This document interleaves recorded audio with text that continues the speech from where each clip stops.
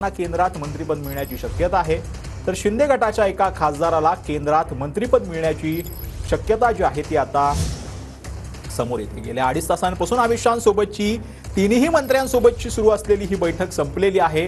बैठक संपल्यानंतर या बैठकीतून ही अपडेट आली आहे। देवेंद्र फडणवीस, अजित पवार मुंबईकडे रवाना झालेले आहेत, तर एकनाथ शिंदे दिल्लीतच असून शिंदेंच्या खासदारांसोबत ही बैठक जी आहे ती सध्या सुरू आहे। देवेंद्र फडणवीस, अजित पवार हे मुंबईकडे रवाना झालेले आहेत। ही बैठक अत्यंत महत्त्वाची होती। या बैठकीमधून महाराष्ट्राचा मुख्यमंत्री नक्की कोण होणार हा प्रश्न जो आहे तो सुटणार होता, परंतु पुढचे 48 तासांमध्ये हा सस्पेन्स अजूनही कायम राहणार आहे, कारण की या बैठकीमधून एकनाथ शिंदेंचा योग्य तो सन्मान राखला जाईल अशी माहिती समोर येते आहे। त्यामुळे नक्की एकनाथ शिंदेंना काय ऑफर देण्यात आलेली आहे हे अजून समोर आलेलं नाही। ज्यावेळेला मुख्यमंत्री एकनाथ शिंदे माध्यमांशी बोलतील या संदर्भात अधिक स्पष्टता येऊ शकते, परंतु अजित पवारांना उपमुख्यमंत्री पद मिळालेलं आहे आणि त्यांना अर्थ खातं देखील देण्यात आलंय। तर भाजपाकडे गृह खातं आणि महसूल खातं राहणार असल्याची देखील माहिती मिळते।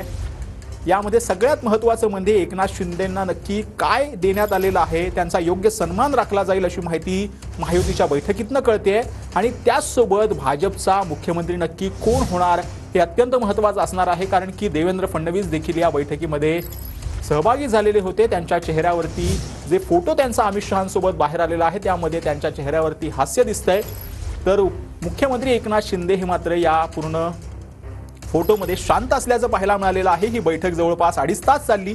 यामध्ये प्रफुल्ल पटेल यांना केंद्रात मंत्रिपद मिळू शकतं अशी देखील माहिती मिळते।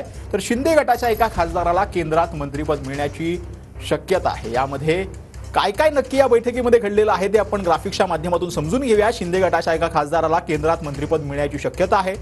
राष्ट्रवादीच्या प्रफुल्ल पटेलांना केंद्रात मंत्रिपद मिळण्याची देखील शक्यता वर्तवली जाते।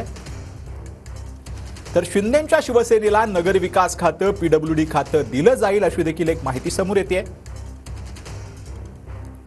तर अजित पवारांना उपमुख्यमंत्री पद, अर्थ खातं दिलं जाऊ शकतं अशी देखील माहिती समोर येते। तर भाजपाकडे महसूल आणि गृह खातं देखील राहू शकतं अशी देखील माहिती एक समोर येते।